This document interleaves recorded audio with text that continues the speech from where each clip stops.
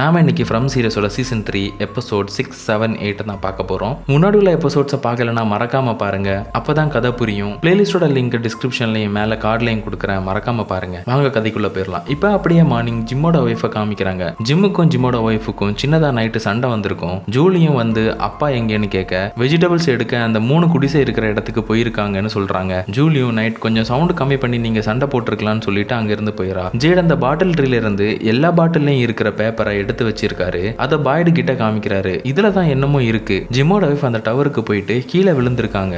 ஆனா எப்படியோ கேம்டன் ஒரு ஊருக்கு போயிருக்காங்க. மேபி அவங்க டைம் டிராவல் பண்ணியிருக்கலாம், வார்ம் ஹோல்ல போயிருக்கலாம், இல்லைன்னா நாம இருக்கிறது வேற ஒரு டைமென்ஷனா இருக்கலாம், இந்த டைமென்ஷன்ல இருந்து வேற ஒரு டைமென்ஷனுக்கு போயிருக்கலாம்னு சொல்றாரு. அப்போ பாய்டும் ஜெட் இதெல்லாம் வச்சு நம்ம ஒரு முடிவுக்கு வர முடியாது. ஜிம்மோட வைஃப் சொன்ன பாட்டில் ட்ரீல ஒரு ஹோல் இருந்தது. அந்த ட்ரீ மூலமா வேற ஒரு இடத்துக்கு டிராவல் பண்ணலாம். ஆனா நானும் சாராவும் ஒரு பாட்டில் ட்ரீயை பார்த்தோம், அதுல ஹோல் இல்ல. அந்த ட்ரீல இருந்து ஒரு பாட்டில நானும் எடுத்தேன், அதுல 1864 இருந்ததுன்னு சொல்றாரு. ஜேட் ஆல்ரெடி ஜிம்மோட வைஃப் டவருக்கு போக யூஸ் பண்ண அந்த பாட்டில் ட்ரீல இருந்து எல்லா பாட்டில்ஸையும் ஓபன் பண்ணி அதுல இருக்கக்கூடிய பேப்பர்ஸ் எல்லாமே எடுத்து வச்சிருப்பாரு. அதுல ஒரு பேப்பர்ல 1864 எழுதி இருக்கு. இத பார்த்ததுமே இன்னொரு பாட்டில் ட்ரீ இருக்கக்கூடிய அந்த இடத்தையும் பாய்டு கிட்ட கேட்டு தெரிஞ்சுக்கிறாரு. இப்போ அப்படியே பாய்டு ரேண்டலை பாக்குறதுக்காக ஹாஸ்பிட்டலுக்கு வந்து இருக்கிறாரு. ரேண்டலை பாக்குறாரு. ரேண்டல் வலியில கஷ்டப்பட்டுட்டு இருக்கான். தூரமா நின்று ரேண்டலை பார்த்துக்கிட்டே இருக்கிறப்ப அங்க டாக்டர் வந்து ஒரு நல்ல நியூஸ் இருக்கு பாய்டுன்னு சொல்றாங்க. புதுசா வந்த ஆம்புலன்ஸ்ல அல்ட்ரா சவுண்ட் ஸ்கேன் பண்ணக்கூடிய மிஷின் இருக்குது. அதை வச்சு ஃபாத்திமா வயத்துல வளர்ற குழந்தைய நம்ம பார்க்கலாம்னு சொல்றாங்க. பாய்டும் சந்தோஷமா ஃபாத்திமாவை பார்க்கறதுக்கு காலனிக்கு போறாரு. அதே டைம்ல காலனில ஃபாத்திமா பாய்டோட பையன் கிட்ட என் வயத்துல வளர்றது பேபியான்னு கூட எனக்கு தெரியல, வர வர அது ரொம்பவே ஸ்ட்ராங் ஆயிட்டு இருக்கு, எனக்கும் எதுவுமே சாப்பிட பிடிக்கல, அழுகுன அந்த வெஜிடபிள்ஸை தான் சாப்பிட முடியுதுன்னு சொல்லிட்டு இருக்கிறப்போ அங்க பாய்டு வர்றாரு. பாய்டு கிட்ட எல்லா விஷயத்தையுமே ஃபாத்திமாவும் பாய்டோட பையனும் சொல்லிடுறாங்க. அப்ப பாய்டும் நான் ஒரு நல்ல செய்தியை தான் சொல்ல வந்தேன், புதுசா வந்த ஆம்புலன்ஸ்ல அல்ட்ரா சவுண்ட் ஸ்கேன் பண்ணக்கூடிய மிஷின் இருக்குது, நமக்கு அந்த பேபி எப்படி இருக்குன்னு பார்க்கலாம்னு சொல்ல ஃபாத்திமாவும் முதல்ல ஒத்துக்கல. அப்புறம் பாய்டோட பையன் தான் ஃபாத்திமாவை கன்வின்ஸ் பண்ணி அந்த ஸ்கேனை எடுப்போன்னு ஒரு முடிவுக்கு வர்றாங்க. ஹாஸ்பிட்டலுக்கும் கிளம்புறாங்க. ஃபாத்திமா ஹாஸ்பிட்டல் போறதுக்காக காலனியோட படியில நடந்து வர்றப்போ எல்ஜின் அவன் எடுத்துட்டு வந்த அந்த போலாரைட் கேமரால ஒரு போட்டோ எடுக்கிறான். அதையெல்லாம் ஃபாத்திமா கண்டுக்காம அங்கிருந்து ஹாஸ்பிட்டலுக்கு கிளம்புறாங்க. அதே டைம்ல ஹாஸ்பிட்டல்ல ரேண்டல் எந்திரிச்சிடுறாரு. ரேண்டலோட காயங்களுக்கு மருந்து போட்டு விடுறாங்க மரியா. அப்ப ரேண்டல் அவனோட கஷ்டத்தை சொல்றான். அந்த பூச்சி திரும்ப வர்ற மாதிரி எனக்கு அடிக்கடி ஃபீல் ஆகுது, உனக்கும் ஜூலிக்கும் பரவாயில்ல, உங்க கூட துணைக்கு யாராச்சும் படுக்கிறதுக்கு இருப்பாங்க, ஆனா நான் மட்டும்தான் பஸ்ல தனியா இருக்கேன்னு சொல்ல மரியாவும் இங்க ஹாஸ்பிட்டல்லையே ஒரு ஆள் தங்குறதுக்கு பேஸ்மெண்ட்ல இடம் இருக்கு, நீ இங்கேயே வந்து தங்கிக்கோன்னு சொல்றாங்க. ரேண்டலும் ஓகே சொல்றான். இப்ப கென்னியா தான் காமிக்கிறாங்க. அப்பாவும் அம்மாவும் இறந்ததுக்கு அப்புறம் அந்த வீட்டுல ஜிம்மோட ஃபேமிலி தான் இருக்காங்க. அம்மா இல்லாதனால அவன் இருந்த வீடு அவனுக்கு வீடு மாதிரியே இப்ப தோணல. சோ டோனாவை பார்க்க வந்திருக்கான். அங்க டோனா ஸ்விம்மிங் பூலோட சுவர்ல மாட்டி இறந்து போன டேலுக்கு சுத்தி கல்லை வச்சு மறைச்சு அங்கேயே சமாதி கட்டிட்டு இருக்கிறாங்க. கென்னியும் டோனா கிட்ட வந்து என்னோட அம்மா இறந்து போன அப்புறம் அந்த வீட்டுல இருக்க என்னால முடியல, அம்மா நினைப்பாவே இருக்கு, நான் உங்க கூட காலனில தங்கிக்கவான்னு கேட்க தாராளமாவா, உனக்கு அங்க இடம் இருக்குன்னு சொல்றாங்க. அதே டைம் ஜேட் பாய்டு கிட்ட இன்னொரு பாட்டில் ட்ரீ இருக்கக்கூடிய இடத்த கேட்டு இருந்திருப்பாருல்ல, இப்ப அந்த பாட்டில் ட்ரீயை ஜேடு கண்டுபிடிச்சிட்டாரு. ஜேடு கூடவே அந்த இறந்து போன பார்டெண்டரோட ஹெலுசினேஷனும் இருக்குது. பார்டெண்டரும் தொணன்னு பேச ஜேடு கடுப்பாகி கத்திடுறாரு. திடீர்னு பார்த்தா பார்டெண்டரை காணோம். ஜேடும் அந்த பாட்டில் ட்ரீல இருந்து எல்லா பாட்டிலையுமே எடுத்துட்டு பாருக்கு போயிடுறாரு. அந்த பாட்டில் இருக்க பேப்பர்லயும் 4 டிஜிட் இருக்குது. அதை பார்க்கறதுக்கு வருஷம் போல இருக்கு. அப்ப அந்த இடத்துக்கு ஜிம்மோட ஒய்ஃபும் ஈத்தனும் வர்றாங்க. ஜேடுக்கு அந்த பேப்பர்ல இருக்கிற 4 டிஜிட் நம்பரை கிராக் பண்றதுக்கு உதவி பண்றாங்க. அதே டைம் விக்டர் அவரோட ரூமுக்கு வந்து பாக்குறப்ப அங்க ஹென்றி இருக்காரு. அப்ப விக்டரும் நான் ஜாஸ்பரை எடுக்க போறேன், என் கூட டனல் வர வாங்கன்னு சொல்லி கூட்டிட்டு போறாரு. இப்ப டனல் கிட்டே வந்துட்டாங்க. விக்டர் நீங்க டனலுக்குள்ள வர வேண்டாம்னு சொன்னாலும் கேட்காமையே டனலுக்கு உள்ளாடியே ஹென்ரியும் விக்டர் கூடவே போறாரு. லாஸ்ட் அந்த டம்மி பொம்மை ஜாஸ்பரை பார்த்த இடத்துல அந்த பொம்மைய காணோம். இன்னும் டீப்பா விக்டர் உள்ள போய் பாக்குறப்ப அங்க அந்த ஜாஸ்பர் பொம்மை இருக்குது. அது அழகா ஒரு டேபிள் செட்டப்ல யாரோ வச்சிருக்காங்க. விக்டரும் சவுண்ட் போடாம அந்த ஜாஸ்பரை எடுத்து ஒரு பேக்குக்குள்ள போடுறாரு. அப்ப அந்த டேபிள் மேல விக்டரோட அம்மாவோட ஒரு ஷால் கிடக்குது. இத பார்த்ததுமே விக்டரோட அப்பா ஹென்றி, விக்டர் இங்க பாரு, உன் அம்மாவோட ஷால் இங்க கிடக்குது, இது எப்படி இங்க வந்ததுன்னு கத்தி கேட்டுறாரு. இந்த சவுண்ட கேட்டு அங்க இருந்து ஒரு மான்ஸ்டர் எந்திக்குது. லைட்டை இன்னொரு பக்கமா திருப்ப அங்க ஒரு மான்ஸ்டர் லேடி விக்டர் கிட்ட, விக்டர் நீ அடிக்கடி இங்க வர்ற, ஒரு நாள் இல்ல ஒரு நாள் நாங்க உன்னை இங்கேயே பிடிச்சு வச்சிருவோம்னு சொல்ல விக்டரும் ஹென்ரியும் அந்த டனல்ல இருந்து தப்பிச்சு ஓடி வந்து விக்டர் வழக்கமா ஒளிஞ்சு கூடிய அந்த ட்ரக்குக்கு வந்திருக்காங்க. அப்ப விக்டரோட அப்பா கேட்கிறாரு இது என்ன ட்ரக்குன்னு. விக்டரும் நான் தனியா இருக்கிறப்போ இங்கதான் ஒளிஞ்சுப்பேன், அப்புறம் ஆட்கள் வர ஆரம்பிச்சிட்டாங்கன்னு சொல்ல தான் பையன் அந்த சின்ன வயசுல தனியா ரொம்பவே கஷ்டப்பட்டிருக்கான்னு வருத்தப்பட விக்டரும் ஒன்னும் இல்லப்பா இப்பதான் நம்ம கிட்ட ஜாஸ்பர் கிடைச்சிட்டு ஜாஸ்பரை பேச வச்சா போதும்னு சொல்ல ஹென்ரியும் அது வெறும் பொம்மை தானே விக்டர்னு சொல்ல விக்டரும் ஜாஸ்பர் கண்டிப்பா பேசணும்னு சொல்றாரு. இப்போ அப்படியே ஹாஸ்பிட்டல்ல காமிக்கிறாங்க. ஹாஸ்பிட்டல்ல ஃபாத்திமா வயத்துல இருக்க பேபியை பார்க்க எல்லாரும் ஆவலா இருக்கிறப்போ ஸ்கேன்ல பார்த்தா எதுவுமே தெரியல. டாக்டரும் சொல்றாங்க உன் வயத்துல எதுவுமே இல்ல, நீ பிரெக்னண்டாவே இல்லைன்னு சொல்றாங்க. ஃபாத்திமாவும் இல்ல என் வயத்துல ஏதோ இருக்கு ஒழுங்கா பாருங்கன்னு சொல்ல நல்லா பார்த்துட்டோம் பேபி இல்லைன்னு சொல்றாங்க. அப்படியே காலனில எல்ஜின் ஃபாத்திமாவை போலாரைட் கேமரால ஒரு போட்டோ எடுத்திருப்பான்ல அந்த போட்டோவை பாக்குறப்ப இப்ப அந்த போட்டோல ஃபாத்திமாவோட பின்னாடி எல்ஜின் கண்ணுக்கு அடிக்கடி தெரியக்கூடிய அந்த பேய் நிக்குது. திடீர்னு பார்த்தா அந்த பேய் எல்ஜின் பின்னாடி வந்து எல்ஜின் உன்னை என்னால காப்பாற்ற முடியும், உங்க எல்லாரையுமே என்னால காப்பாற்ற முடியும், நீ எனக்கு ஹெல்ப் பண்ணா போதும்னு சொல்லுது. திடீர்னு அந்த பேயும் அங்க இருந்து காணாம போயிடுது. இப்ப திரும்பவும் ஜேடு ஜிம்மோட ஒய்ஃபையும் காமிக்கிறாங்க. ஜிம்மோட ஒய்ஃப் என்ன சொல்றாங்கன்னா எனக்கு அந்த குழந்தைங்க திரும்ப திரும்ப தெரியுறாங்க, அவங்க என்கிட்ட ஹெல்ப் கேட்கறாங்களோன்னு எனக்கு தோணுதுன்னு சொல்லிட்டு அங்க இருக்கிற ஒரு டிராயிங்கை பார்த்து இது என்ன டிராயிங்னு கேட்க ஜேடும் இதுதான் ஜிம்மும் கென்னியும் புதுசா கண்டுபிடிச்ச இடத்துல அங்கங்க இருக்கக்கூடிய பொம்மை, அதுங்க ஏதோ பாதுகாப்புக்காக வச்சிருக்கிறது போல இருக்குன்னு சொல்ல ஜிம்மோட ஒய்ஃபும் அழுறாங்க.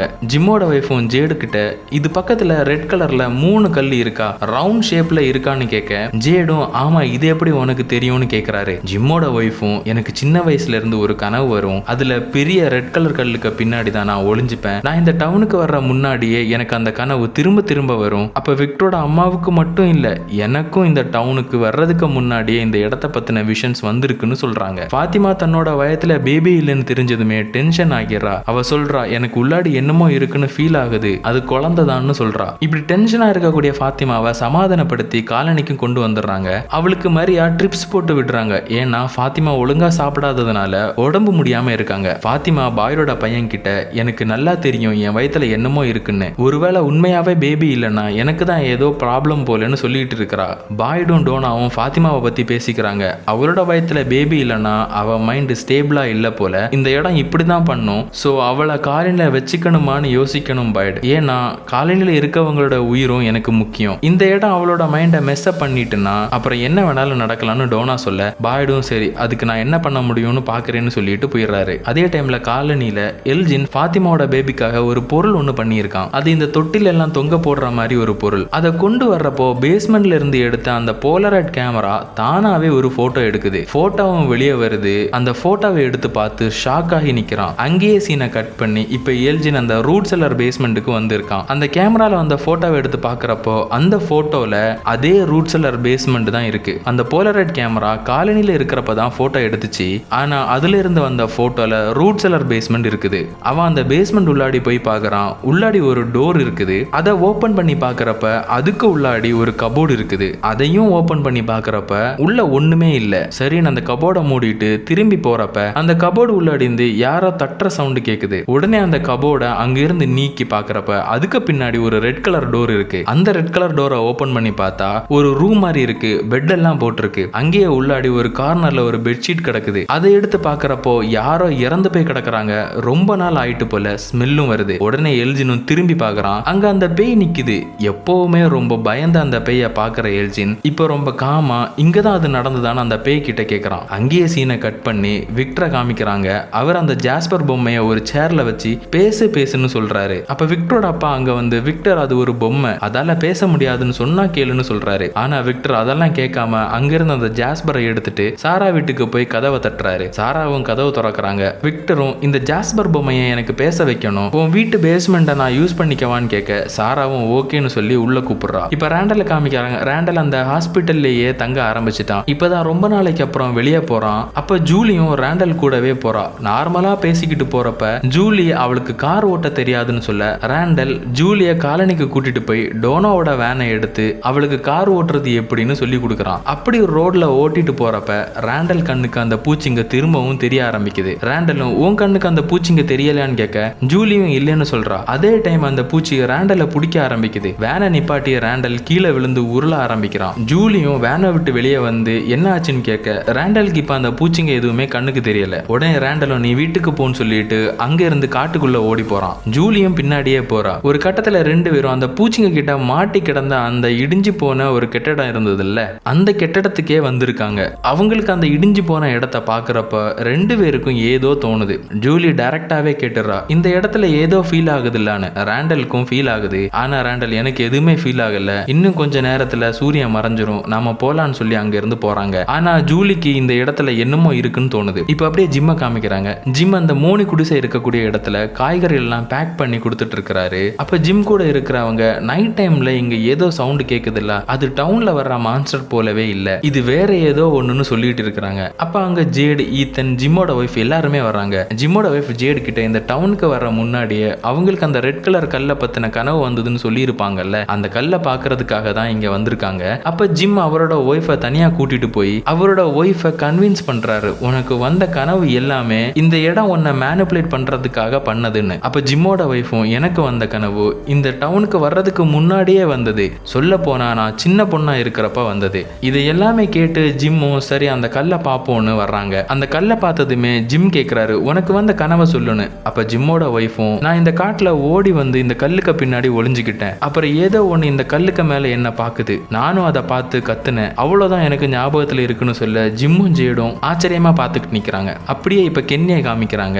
கென்னியை அடிக்கடி அம்மாவோட ஞாபகம் வர்றப்ப எல்லாம் இந்த ஹோட்டலுக்கு தான் வருவான். அப்ப அந்த லேடி போலீஸும் வந்து இந்த இடத்த பத்தி பேசிக்கிட்டு இருக்கிறாங்க. அப்ப கென்னியும், இந்த இடத்துக்கு வர்றாங்க எல்லாருமே உணர்ச்சி வசப்பட்டு நிறைய ஐடியா பண்ணுவாங்க, ஆனா நல்லா தெரிஞ்சுக்கோங்க, நீங்க இப்ப பண்ற எல்லா ஐடியாவும் ஆல்ரெடி யாராச்சும் ஒருத்தவங்க ட்ரை பண்ணி ஃபெயில் ஆனதுதான்னு சொல்ல லேடி போலீஸும் கடுப்பாகி அங்க இருந்து போயிடுறாங்க. அதே டைம் அந்த பஸ் டிரைவர் லேடி இருக்கிறாங்கல்ல, அவங்க அந்த இடத்துக்கு வந்து இந்த டைனரை, அதாவது இந்த ஹோட்டலை நான் இனிமே எடுத்து நடத்த போறேன்னு சொல்றாங்க. அங்கேயே சீனை கட் பண்ணி ஃபாத்திமாவை காமிக்கிறாங்க. அவளுக்கு ட்ரிப்ஸ் போட்டு இருக்காங்க. திடீர்னு பார்த்தா அவளோட வயர் அப்படியே சுருங்கி போய் உள்ளாடி போயிட்டே இருக்கு. ஃபாத்திமாவும் கத்துறா. அந்த சவுண்டை கேட்டு பாய்டோட பையனும் வந்து பாக்குறப்ப ஃபாத்திமாவோட வயர் நார்மலா தான் இருக்கு. அப்படியே கொஞ்ச நேரம் கழிஞ்சு ஃபாத்திமா இப்போ அந்த அழுகி போன காய்கறிகளை சாப்பிட்றதுக்காக காய்கறி எல்லாம் விளைய வைக்கிற இடத்துக்கு வந்திருக்கிறா. அப்ப அவளுக்கு வயிறு வலிக்க ஆரம்பிக்குது. இது அந்த பக்கமா வந்த பஸ்ல வந்த அந்த பாட்டியும் பாக்குறாங்க. ஃபாத்திமாவை சமாதானப்படுத்த ட்ரை பண்றாங்க. ஃபாத்திமாவும் எவ்வளவோ சொல்றா, நீங்க இங்க இருந்து போங்க போங்கன்னு. ஆனா பாட்டியும் ஃபாத்திமாவை சமாதானப்படுத்த ட்ரை பண்ணிட்டே இருக்கிறப்ப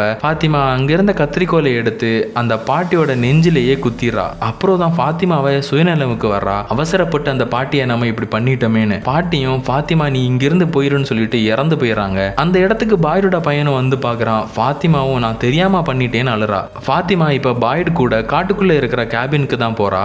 பாய்டும் அவளை அங்க கொண்டு போய் விட்டுட்டு, நீ ஒன்னும் கவலைப்படாத, நான் அங்க இருக்கிற ப்ராப்ளம்ஸ் எல்லாமே பாத்துக்கிறேன், என் பையனையும் வர சொல்றேன்னு சொல்லிட்டு காலனிக்கு போயிடுறாரு. இப்ப காலனியில காமிக்கிறாங்க. அந்த பஸ்ல வந்த பாட்டி இறந்து போய் கிடக்கிறத ஒருத்தர் பார்த்து ஹெல்ப் ஹெல்ப்னு கத்துறாரு. அந்த இடத்துல தான் மரியா இருக்கிறாங்க. அவங்களும் ஓடி போய் பாக்குறாங்க. அதே டைம்ல எல்ஜினும் அந்த காலனியோட சைட்ல நின்னுக்கிட்டு இருக்கிறான். அப்ப அந்த போலரைட் கேமரா ஒரு போட்டோ எடுக்குது. எல்ஜினும் அதை எடுத்து பாக்குறான். அப்படியே பாய்டு அவரோட பையனை கூட்டிக்கிட்டு நார்மலா காலனிக்கு வர்ற மாதிரியே வர்றாரு. அப்ப அவரோட பையன் கிட்ட, நீங்க ரெண்டு பேரும் என் கூட தான் நேத்து நைட் ஷெரீஃப் ஸ்டேஷன்ல இருந்தீங்கன்னு யார் கேட்டாலும் சொல்லுங்க, நீ கொஞ்சம் திங்ஸை பேக் பண்ணிட்டு ஃபாத்திமா கிட்ட போன்னு சொல்றாரு. அப்ப கென்னியும் கூப்பிடுறான். பாய்டும் அந்த பாட்டி இறந்து போய் இருக்கக்கூடிய இடத்துக்கு போறாரு. அப்ப பாய்டு கிட்ட அந்த லேடி போலீஸும் இதை பத்தி நம்ம விசாரிக்கலாம்னு சொல்ல பாய்டும் சரி எல்லார்கிட்டயுமே விசாரிங்கன்னு சொல்றாரு.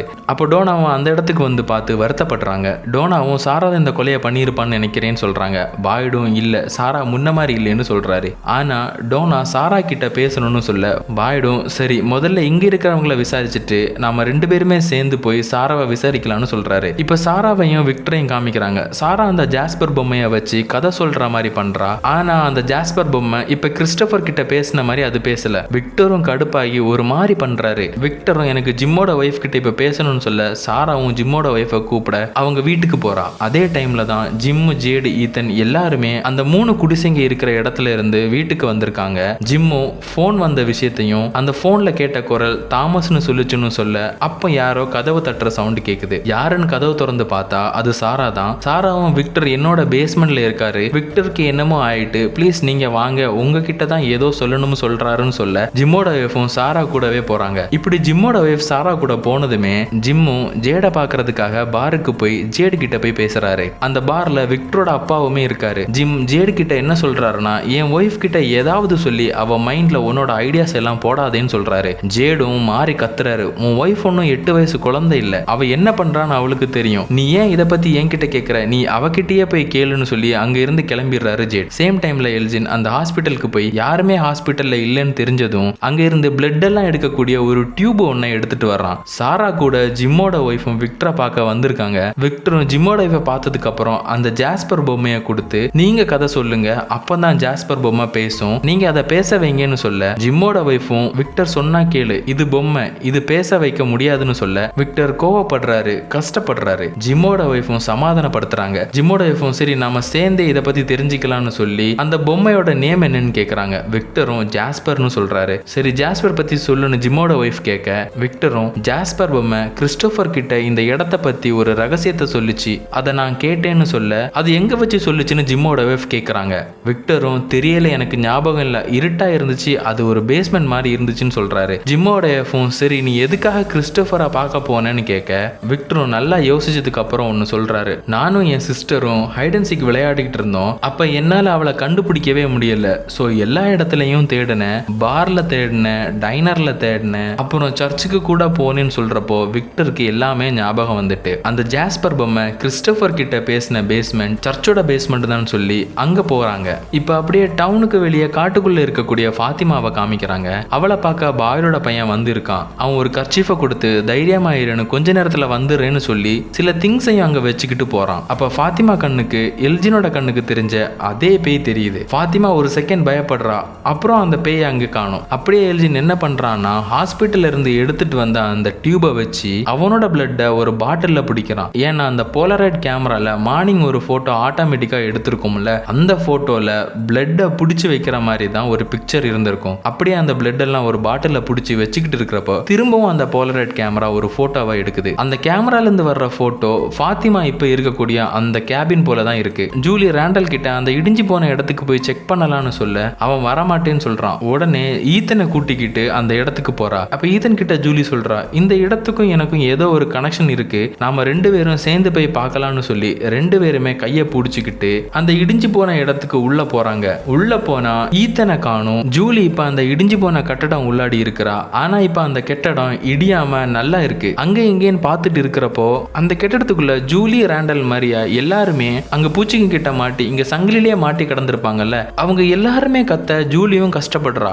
இப்ப ஈத்தனை காமிக்கிறாங்க. ஜூலி அந்த கட்டடத்துக்குள்ள வந்ததுமே அவ மயங்கி விழுந்துடுறா. அவளுக்கு வலிப்பும் வந்து துடிக்க ஆரம்பிக்கிறா. ஆக்சுவலா ஜூலியோட கான்சியஸ் அந்த மார்டின் இருக்கக்கூடிய இடத்துல இருக்கு. ஜூலியோட உடம்பு ஈத்தன் கிட்ட இருக்கு. இப்படி ஜூலி கீழே விழுந்து வலிப்பு வந்து துடிக்கிறத பார்த்த ஈத்தன் ஹெல்ப்னு கத்திக்கிட்டே ஓடி வீட்டுக்கு வர வழியில கென்னியும் அந்த லேடி போலீஸும் நடந்து வர்றாங்க. ஈத்தன் அவங்க கிட்ட ஹெல்ப்னு கேட்க அவங்களும் ஈத்தன் கூடவே போறாங்க. ஜூலி அந்த கட்டடத்துக்குள்ள தான் இருக்கிறா. இவ்வளவு நேரமா அந்த பூச்சிக்கிட்ட மாட்டி கிடந்த ரேண்டல் மரியா ஜூலி எல்லாருமே கத்திக்கிட்டு இருந்திருப்பாங்கல்ல, அது இப்பதான் ஸ்டாப் ஆயிருக்கும். ஜூலியும் எந்திரிச்சு பார்த்தா அங்க மாட்டி கிடந்த இப்ப யாரையுமே காணோம். சரின்னு கொஞ்சம் முன்னாடி போய் பாக்குறப்ப அங்க மார்டின் மாட்டி கிடக்குறாரு. மார்டின் பாய்டு கிட்ட பேசிட்டு இருக்காரு. பாய்டு அந்த சிம்மனி உள்ளாடி மாட்டி கிடந்திருப்பார்ல, சீசன் 2ல கூட இந்த மூமெண்ட் நடந்திருக்கும்ல, அந்த மூமெண்ட்டுக்கு இப்ப ஜூலி வந்திருக்கா. மார்டினும் பாய்டு கிட்ட வெயிட்னு சொல்லிக்கிட்டு ஜூலிய பார்த்து ஜூலியன்னு கூப்பிட என் பேர் உங்களுக்கு எப்படி தெரியும்னு ஜூலி கேட்கறா. மார்டினும் அவனுக்கு அந்த ரோப்பை எடுத்து போட்டு கொடு, அதுங்க வந்துரும், நீ சீக்கிரமா இங்க இருந்து கிளம்பணும்னு சொல்ல ஜூலியும் அந்த ரோப்பை எடுத்து போட்டு கொடுத்து உள்ள யார் இருக்கான்னு கேட்க ஜூலி நீ சீக்கிரமா இங்க இருந்து கிளம்பு, அதுதான் உனக்கு சேஃப்னு மார்டின் சொல்றாரு. ஜூலியும் அங்க இருந்து போறா. ஒரு செகண்ட் நின்னு திரும்பி மார்டினை பார்த்தா மார்டினுமே அங்க இல்ல. எல்லாருக்குமே ஒரு கேள்வி இருந்திருக்கும், மார்டின் அந்த சங்கிலில மாட்டி கிடந்திருப்பாரு, ஆனா எப்படி பாய்டுக்கு அந்த ரோப்பை போட்டு கொடுத்தாருன்னு. இப்ப அந்த விஷயத்துல ஒரு தெளிவு வந்துட்டு ஜூலி தான் அந்த கயிறை போட்டு கொடுத்திருக்கான்னு. பட் மார்டினுக்கு எப்படி ஜூலியோட பேர் தெரிஞ்சிருக்கும், அதுதான் இன்னும் நமக்கு தெரியல. சரி கதைக்குள்ள வருவோம். ஜூலியும் அங்க இருக்கிற டோரை திறந்து போறா. பார்த்தா அது அந்த மான்ஸ்டர் வாழ்ற அந்த டனல் தான். ஜூலி பயந்து போய் இருக்கிறப்ப அப்ப அங்க விக்டரும் ஜூலியோட அம்மாவும் பேசுற சவுண்ட் கேக்குது. அதாவது சீசன் 2ல பேஸ்மெண்ட் உள்ளாடி ஒரு குழி தோண்டி இருப்பாங்க. அப்படி தோண்டி அவங்க அந்த டனல்குள்ளாடியும் விழுந்திருப்பாங்க. அப்ப கூட விக்டர் வந்து காப்பாத்தி இருப்பார்ல, அந்த மூமெண்ட் இது. ஜூலியும் அம்மா அம்மான்னு கூப்பிட்டு பாக்குறா. ஆனா எந்த ஒரு ரெஸ்பான்ஸுமே இல்ல. அப்படியே தொடர்ந்து போறப்ப அங்க ஒரு வெளிச்சம் தெரியுது. அது பக்கத்துல போறப்ப அங்குயின்னு சவுண்ட் கேக்குது. குழந்தைங்க எல்லாம் அலற சவுண்ட் கேக்குது. ஜூலியும் பயந்து போய் பக்கத்துல போறா. அதே டைம்ல வெளியே ஈத்தனும் கென்னியும் அந்த லேடி போலீஸுமா சேர்ந்து ஜூலிய அந்த இடிஞ்சு போன இடத்துல இருந்து வெளியே தூக்கிட்டு வர்றாங்க. அப்படி அவங்க அந்த இடிஞ்சு போன இடத்துல இருந்து வெளியே தூக்கிட்டு வந்ததுமே ஜூலி இங்க கண்ணு முழிக்கிறா. ஈத்தனும் கட்டுப்பிடிக்கிறான். என்னாச்சுன்னு கேட்டா ஒண்ணும் இல்லைன்னு சொல்லிடுறா. இதே டைம்ல பாய்டும் அவரோட பையனும் பேசிக்கிட்டு இருக்காங்க. அப்ப அங்க டோனா வர்றாங்க.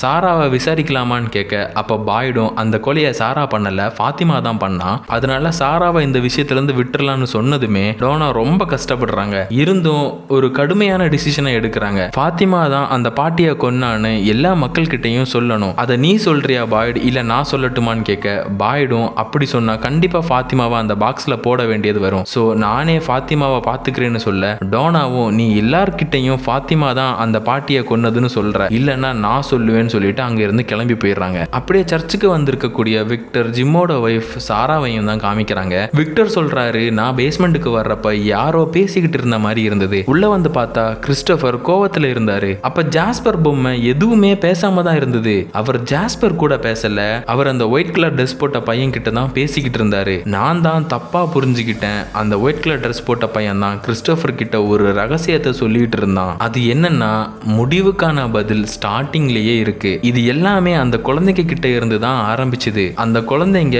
இருட்டுல தான் பிறந்தாங்க, அதே இருட்டுல தான் அவங்க கொல்லப்பட்டாங்க. அதுவும் அந்த குழந்தைங்க ரொம்ப நேசிச்ச மக்களாலேயே. அந்த குழந்தைங்க யாரை நம்பினாங்களோ அவங்க தான் அந்த குழந்தைங்களை கொன்னது. ஆனா அந்த குழந்தைங்க சாகிறதுக்கு முன்னாடி அந்த குழந்தைங்க நேசிச்ச ஒருத்தங்க அந்த குழந்தைங்க கிட்ட ஒரு கதையை சொன்னாங்க. அது அந்த குழந்தைங்களுக்கு ஒரு நம்பிக்கையை கொடுத்தது. அந்த குழந்தைங்க எல்லாருமே கல்லுல படுத்து அவங்களோட நம்பிக்கையை அங்க இருந்த வேர்ல செலுத்த அந்த வேர்கள் சிம்பலா மாறுச்சு. அந்த வேர்கள் தான் மரமா முளைச்சு அந்த ஃபாரவே ட்ரீயாவும் வந்தது. அந்த ஒயிட் கலர் ட்ரெஸ் போட்ட பையன் கிறிஸ்டோபர் கிட்ட அந்த குழந்தைங்களை காப்பாத்தணும்னு சொன்னான். ஆனா கிறிஸ்டோபர் அதை நம்பல. நீ பொய் சொல்ற, இங்க இருக்கிற எல்லாமே பொய்ன்னு அவர் சொன்னாரு. அவர் போக மாட்டேன்னு சொன்னனால நான் என் அம்மா கிட்ட போய் சொன்னேன், அதனாலதான் என் அம்மாவும் எங்களை விட்டுட்டு போனாங்கன்னு சொல்றாரு. இதெல்லாம் கேட்கறப்ப லைட்டா குழப்பமா இருக்குல்ல. சரி, கதையை இப்ப பேசிடுவோம். தனியா ஒரு எக்ஸ்பிளனேஷன் வீடியோவே போட்டுடலாம். கதைக்கு வந்துடும். அங்கேயே சீனை கட் பண்ணி இப்ப எல்ஜினை காமிக்கிறாங்க. அவன் இப்ப ஃபாத்திமா இருக்கக்கூடிய அந்த கேபினுக்கு தான் வந்திருக்கான். என்ன நடக்குதுன்னு தெரியாம ஃபாத்திமா உள்ள இருக்கிறப்போ அங்க எல்ஜின் வந்து ஃபாத்திமாவை கூப்பிடுறான். பாயோட பையன் தான் என்ன அனுப்பி விட்டான், வா நான் உன்னை சேஃபான ஒரு இடத்துக்கு கூட்டிட்டு போறேன்னு சொல்லிக்கிட்டு அவளை அங்க இருந்து கூட்டிட்டு போறான். அதே டைம்ல பாயிடும் அவரோட பையனும் அங்க வர்றாங்க.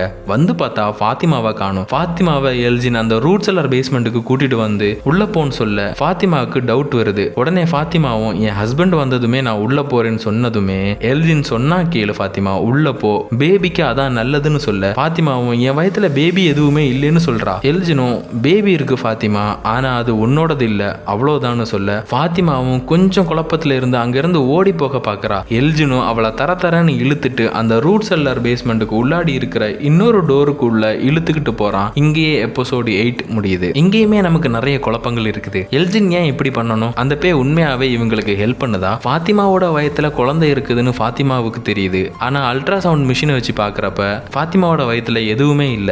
ஏன் கிறிஸ்டோபர் அந்த ஒயிட் கலர் ட்ரெஸ் போட்ட பையன் கிட்ட இது எல்லாமே போய் நீ போய் சொல்றேன்னு சொல்லியிருக்கணும். இன்னும் 2 எபிசோடு தான் 9 and 10. 9 வந்துருச்சு. நான் 9 பத்தின வீடியோவை சீக்கிரமா போடுறேன். வீடியோ பிடிச்சிருந்தா லைக் பண்ணுங்க, கமெண்ட் பண்ணுங்க. சேனலுக்கு புதுசா இருந்தா சப்ஸ்கிரைப் பண்ணுங்க. அடுத்த எபிசோட்ல பார்க்கலாம். பாய்.